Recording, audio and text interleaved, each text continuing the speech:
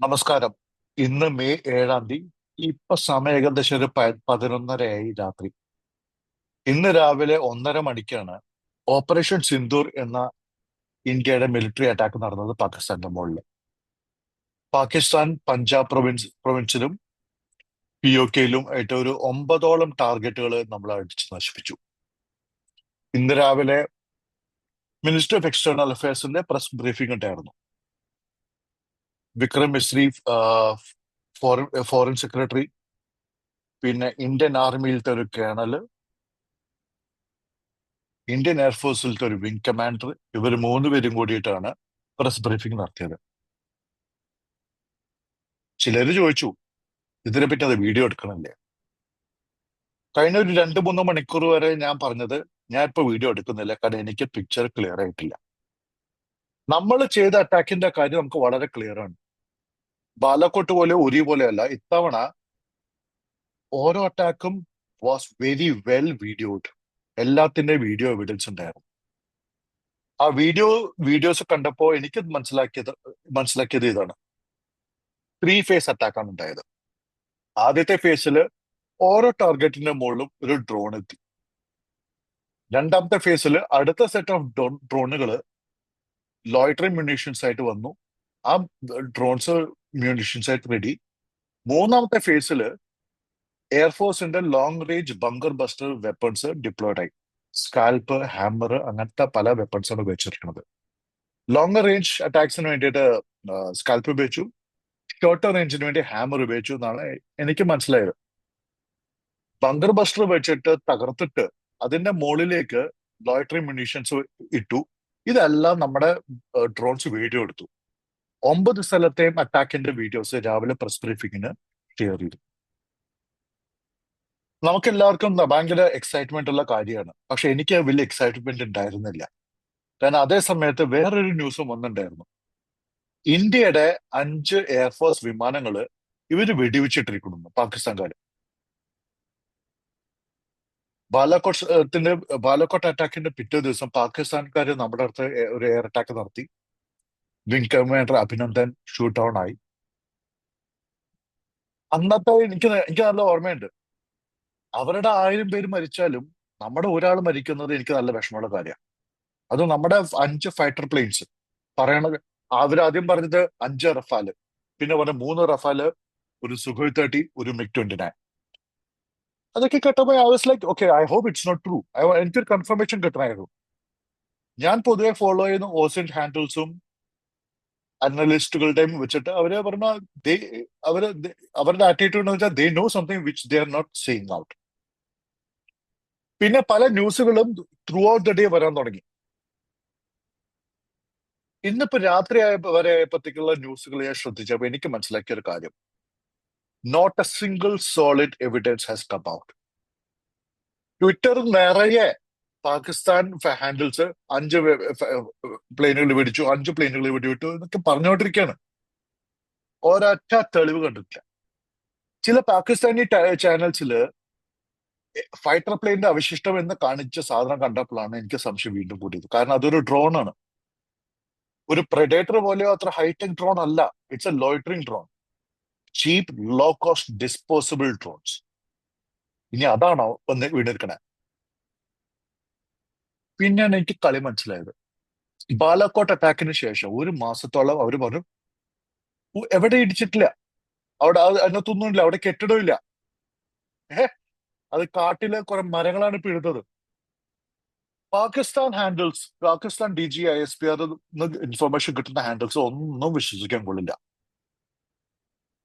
ചില ആൾക്കാർ ഞാൻ കേട്ടു, മാത്യു സാമുവലിനെ പോലത്തെ ആൾക്കാർ പറഞ്ഞു കേട്ടു നമ്മുടെ 7 പ്ലെയിൻസ് വീണു എന്ന്. അദ്ദേഹം റെഫറൻസ് ആയിട്ട് പറയുന്നത് ഗാർഡിയനിലും ടെലിഗ്രാഫിലും പറയുന്ന മീഡിയ ആണ്. മീഡിയ കോട്ട് ചെയ്യുന്ന എല്ലാ ആൾക്കാരുടെ അടുത്തും ഞാൻ പറഞ്ഞ ഒറ്റ കാര്യമുള്ളൂ: understand the bias. Telegraph, guardian, BBC, ഈ UK ബേസ്ഡ് എല്ലാ മീഡിയാസിന്റെയും ഓപ്പറേഷൻസ് നടത്തുന്നത് പാകിസ്ഥാനികളാണ്. അവർക്ക് പാകിസ്ഥാനിലത്തെ അവരുടെ മീഡിയ കറസ്പോണ്ടൻസ് DGISP പറഞ്ഞ ആൾക്കാരാണ്. അൽ ജസീറയിൽ കുറെ കാലങ്ങളായിട്ട് ഒരു കാരണവരാണ് പാകിസ്ഥാനത്തെ കറസ്പോണ്ടന്റ്. അയാൾ എന്ത് പറയുന്നതാണെങ്കിലും DGISP പറഞ്ഞ അതേ സാധനം തന്നെ വിഴുങ്ങിട്ട് ഛർദ്ദിക്കലാണ് അയാളുടെ പരിപാടി. ആ ടൈപ്പ് ആയിരിക്കും ഇവരുടെ മീഡിയക്കാർ. കാരണം പാകിസ്ഥാനിൽ ഇൻഡിപെൻഡന്റ് മീഡിയ ഇല്ല. ഇൻഡിപെൻഡന്റ് മീഡിയസിനെ എല്ലാവരും അടിച്ചു ഒതുക്കി കഴിഞ്ഞു. അവരൊക്കെ പുറത്തേക്ക് പോയി കഴിഞ്ഞു. അപ്പൊ അതാണ് മാത്യു സാമുവൽ പോലത്തെ ആൾക്കാർ പറഞ്ഞത്. എനിക്ക് I was not sure why is he saying that. അദ്ദേഹം it did not make any common sense to me. കാരണം ഞാൻ ഒരു കാര്യം പറയട്ടെ, പാകിസ്ഥാനിന് ഒരു അവശിഷ്ടമെങ്കിലും കിട്ടിയിരുന്നെങ്കിൽ അവരുടെ സകല മീഡിയയിലും ആ ഫോട്ടോ വന്നിരുന്നേനെ. The best they can do here is now AI generated image. അതായത് നമ്മുടെ നമുക്ക് കിട്ടിയ ഫസ്റ്റ് റഫാൽ RB001 എന്നുള്ള ടെയിൽ നമ്പറുള്ള ഒരു പ്ലെയിൻ ആണ്. അതിന്റെ ടെയിൽ നമ്പറിനെ ഫേക്ക് ചെയ്തിട്ടാണ് അവർ കാണിക്കുന്നത്. And it's not real. അതിന് ഫോട്ടോ കണ്ടെത്താൻ നമുക്ക് ദിസ് ഇസ് മാനിപ്പുലേറ്റഡ് ഇമേജ്. കാരണം it's not a good job done. നല്ല AI വെച്ച് നമുക്ക് നല്ല ഫോട്ടോഷോപ്പ് ചെയ്യാവുന്ന പല കാര്യങ്ങളും നമ്മൾ കേട്ടിട്ടുണ്ട്. ഇത് അതുപോലെ ഒന്നും അല്ല. തള്ളിപ്പുഴയിൽ ചെയ്തു. So which means the propaganda is wrong. And why aren't we correcting it? നമ്മുടെ മീഡിയ ഒന്ന് കറക്റ്റ് ചെയ്യാത്ത എന്താ? കറക്റ്റ് ചെയ്യണ്ട. പാകിസ്ഥാനോ ചൈനയോ പോലെ അല്ല ഇന്ത്യ. നമ്മളൊരു ഡെമോക്രസിയാണ്. നമ്മുടെ ഒരു പട്ടാളക്കാരൻ മരിച്ചാൽ അത് ന്യൂസാണ്. കാരണം ആ പട്ടാളക്കാരന്റെ മരണം നമുക്ക് വിഷമുണ്ടാവുന്ന കാര്യമാണ്. 5 ഫൈറ്റർ പ്ലെയിൻ പൊട്ടി പോയിരുന്നെങ്കിൽ അതിന്റെ ന്യൂസ് സപ്രസ് ചെയ്താൽ BJP ഒരു കാലത്തും ജയിക്കില്ല. അത് BJPക്ക് അറിയാം. So Indian government, Indian armed forces ഒരിക്കലും അത് ഡിനേ ചെയ്യില്ല. നടന്നിട്ടുണ്ടെങ്കിൽ പാകിസ്ഥാന് സത്യം പറഞ്ഞ ട്രാക്ക് റെക്കോർഡില്ല. ഗൽവാനിലത്തെ അറ്റാക്ക് നടന്നപ്പോൾ നമ്മുടെ 20 പട്ടാളക്കാർ മരിച്ചത് നമ്മൾ ഡേ 1 നമ്മളത് റിപ്പോർട്ട് ചെയ്ത് കേട്ടു. ചൈനക്കാര് 6 മാസത്തിന് ശേഷം 3 പേര് മരിച്ചു എന്ന് സ്ഥിരീകരിച്ചു. എത്ര പേര് ആക്ച്വലി മരിച്ചു എന്ന് ഇതുവരെ പറഞ്ഞിട്ടില്ല. ചൈനക്കാര് 1967 കോൺഫ്ലിക്റ്റിലും എത്ര പേര് മരിച്ചു എന്ന് ഇതുവരെ പറഞ്ഞിട്ടില്ല. അപ്പൊ അവര് പറഞ്ഞ വിശ്വസിക്കണോ? നമ്മുടെ ഇന്ത്യൻ സിസ്റ്റം പറയുന്നത് വിശ്വസിക്കണം. ഇന്ത്യൻ സിസ്റ്റം നുണ സഹിക്കില്ല. So let's trust in the Indian media system. I wouldn't say the media channels, but the entire system of nation that we have. നമ്മുടെ രാഷ്ട്രം നുണ പറയാറില്ല അധികം. പറയുകയാണെങ്കിൽ തന്നെ അത്രയ്ക്ക് ഭയങ്കര നുണകളായിരിക്കണം. അത് ഈ പാകിസ്ഥാനികൾക്കൊന്നും അതിനുള്ള കഴിവില്ല. ഇപ്പൊ നടക്കുന്നത് അപ്പൊ എന്തുകൊണ്ടാണ് ആരും പറയാത്തത്? അവര് പറഞ്ഞത് നിങ്ങൾ വാസിന്റെ വെച്ചിട്ട് കളിക്കൂ. കാരണം കളി കഴിഞ്ഞിട്ടില്ല. നമ്മൾ ഫസ്റ്റ് റൗണ്ട് കഴിഞ്ഞിട്ടേ ഉണ്ടായിരുന്നുള്ളൂ.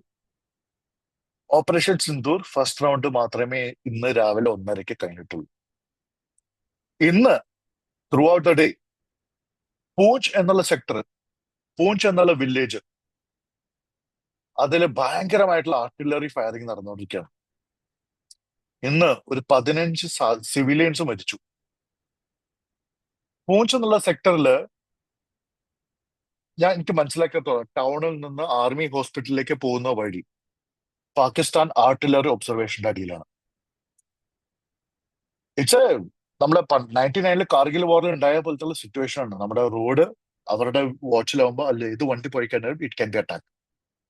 15 നമ്മുടെ സിവിലിയൻസ് മരിച്ചു. ഇന്ത്യൻ ഗവൺമെന്റ് രാവിലത്തെ പ്രസ് ബ്രീഫിംഗിന് ശേഷം കമ എന്നൊരു അക്ഷരം വേണ്ടിയിട്ടില്ല. ഒരു ക്ലാരിഫിക്കേഷന് പോയിട്ടില്ല. ഒന്നും പോയിട്ടില്ല. കാരണം സെക്കൻഡ് ചാപ്റ്റർ വരുന്നുണ്ട്. And I am afraid the second chapter is going on right now. There are videos of missiles flying on top of Sialkot town. Sialkot എന്ന് വെച്ചാൽ വളരെ അടുത്താണ്. നമ്മുടെ പഞ്ചാബ് ബോർഡറിനൊക്കെ വളരെ അടുത്തായിട്ടുള്ള ഒരു ടൗൺ ആണ്. അവിടെ 2ാമത്തെ റൗണ്ട് അറ്റാക്ക് തുടങ്ങി. സാധ്യതയുണ്ട് നമ്മൾ വിട്ട സകല ഡ്രോണുകൾ പോയിട്ടുണ്ടാവാം. സെക്കൻഡ് റൗണ്ട് നടക്കാൻ പോകുന്നു.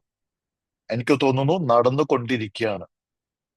ഇന്നത്തെ രാത്രി ഓപ്പറേഷൻ സിന്ദൂറിന്റെ സെക്കൻഡ് പാർട്ടും കൂടി, അതിന്റെ ന്യൂസും കൂടി നാളെ വന്നേക്കാം.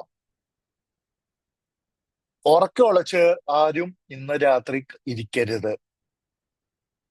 ഫോഗ് ഓഫ് വാർ എന്നുള്ള സംഭവമുണ്ട്. യുദ്ധത്തിന്റെ സമയത്ത് ആർട്ടിലറിയുടെ പുക കാരണം എന്താ സംഭവിക്കുന്നതെന്ന് കാണാൻ പറ്റില്ല. ആ ആ ആ ഒരു ഫിനോമിനെ വെച്ചിട്ടാണ് ഫോഗ് ഓഫ് വാർ എന്ന് പറയുന്നത്. ഇന്ന് ഫോഗ് ഓഫ് വാർ ഇത്ര ഹെവി ആയിട്ടാണ് നടക്കുന്നത്. There is no source of reliable information out there.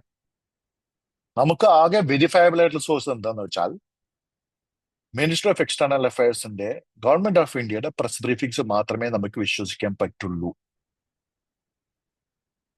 Because they are held accountable by the people of India. 26 ലെവലിലൊക്കെ കുറെ നുണകൾ പറയാൻ ശ്രമിച്ചു, അടപടലം പൂട്ടിപ്പോയി. ഇതിനു മുമ്പും ഇന്ത്യൻ ഗവൺമെന്റ് വല്ല നുണ പറഞ്ഞാൽ they are held accountable for those lifes. അത് നമ്മുടെ ചരിത്രമാണ്. നമ്മുടെ രാഷ്ട്രത്തിന്റെ ആ ചരിത്രത്തെ നമ്മൾ വിശ്വസിക്കണം. കാരണം നമ്മള് ഉള്ളറിഞ്ഞ് സപ്പോർട്ട് ചെയ്യുന്ന ഒരു ഗവൺമെന്റ് നമ്മുടെ അടുത്ത് നുണ പറഞ്ഞാൽ നമ്മൾ പിന്നെ ജന്മം ചെയ്ത് അവരെ സപ്പോർട്ട് ചെയ്യില്ല. അത് നമ്മുടെ ട്രഡീഷനാണ്. പല ആൾക്കാർ പറയും ഇന്ത്യൻ ഡെമോക്രസി ഫ്ലോഡ് ആണ്, മറ്റേ നാങ്ങത്തിൽ. It's perfect. ഇന്ത്യൻ ജനതയെ എല്ലാവരും അണ്ടർ എസ്റ്റിമേറ്റ് ചെയ്യാൻ പാടില്ല. They are smart. അവർക്കറിയാം. പഠിപ്പും വിവരമൊന്നും ഉണ്ടാവില്ല. കാര്യത്തോടെ എടുക്കുമ്പോൾ അവൻ അറിയാം ആരെ സപ്പോർട്ട് ചെയ്യണം, ആരെ സപ്പോർട്ട് ചെയ്യാൻ പാടില്ല. അവരുടെ സത്യം ഒന്നാണ് കണ്ട് തിരിച്ചറിയാം. അതുകൊണ്ടാണ് കോൺഗ്രസ്സുകാർ ഇപ്പൊ തേഞ്ഞു പോകുന്നത്. അതുകൊണ്ടാണ് അരവിന്ദ് കെജ്രിവാൾ തേഞ്ഞു പോയത്. വലിയ സത്യസന്ധനായിട്ട് വന്നു. പക്ഷേ ആ ഒരു സത്യസന്ധൻ കള്ളനായപ്പോ അവനെ സാധാരണ കള്ളന്മാരെക്കാളും വെറുക്കാൻ തുടങ്ങിയ ആൾക്കാര്.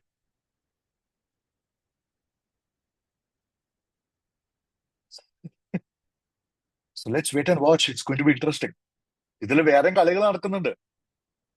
നമുക്ക് എല്ലാവർക്കും അറിയാം പാകിസ്ഥാൻ ഒറ്റയ്ക്കല്ല ചെയ്തത്. ഇത് ചൈന ചെയ്യിപ്പിച്ചാണ്.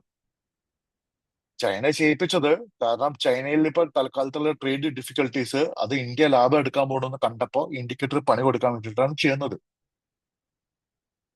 നാളെ എനിക്ക് ഇൻട്രസ്റ്റിംഗ് ആയിട്ടുള്ള ഇന്റർനാഷണൽ റിയാക്ഷൻസ്. ഓൾറെഡി ഞാൻ ന്യൂസ് കേൾക്കാൻ തുടങ്ങി. China is on the negotiation table with US. അടുത്ത 2-3 ദിവസത്തിനുള്ളിൽ ചൈനയും US-ഉം ട്രേഡ് ടോക്സ് തുടങ്ങിയാൽ നമ്മുടെ അടുത്തുള്ള സിറ്റുവേഷൻ മാറും. നമ്മുടെ ഇന്റർനാഷണൽ സപ്പോർട്ട് അവിടെ കുറയും. കാരണം അമേരിക്കയ്ക്ക് പാകിസ്ഥാൻ നശിപ്പിക്കണമെന്നൊന്നുമില്ല, ഇന്ത്യ സേഫ് ആവണമെന്നൊന്നുമില്ല. ഇത്രയും കാലം നമ്മുടെ അടുത്ത് നടന്ന ടെററിസത്തിനെ ഫുൾ സപ്പോർട്ട് ചെയ്ത് പോകുമ്പോൾ തന്നെയല്ലേ. They will withdraw support because for them, economic benefits they can get from China is more important than any friendship with India. കാണാം. നമുക്ക് അടുത്ത 2-3 ദിവസങ്ങൾ നോക്കാം എങ്ങനെയൊക്കെയാണ് കളി മാറുന്നതെന്ന്. Alright. So right now, Jai Hind. നമ്മുടെ ധീര പട്ടാളക്കാർക്കൊക്കെ ലെറ്റ് ദം ബി സേഫ്. നമ്മുടെ ഒരു സ്ട്രൈക്ക് സക്സസ് ആയാലും ഇല്ലെങ്കിലും I don't care as long as അവർ സോൾജേഴ്സ് ആർ സേഫ്. അവരുടെ 1000 പേര് മരിക്കുന്നതിനേക്കാളും നമുക്ക് ഇമ്പോർട്ടന്റ് നമ്മുടെ ഒരു പട്ടാളക്കാരനോ പട്ടാളക്കാരിയോ മരിക്കാണ്ടിരിക്കുന്നത്. Good night.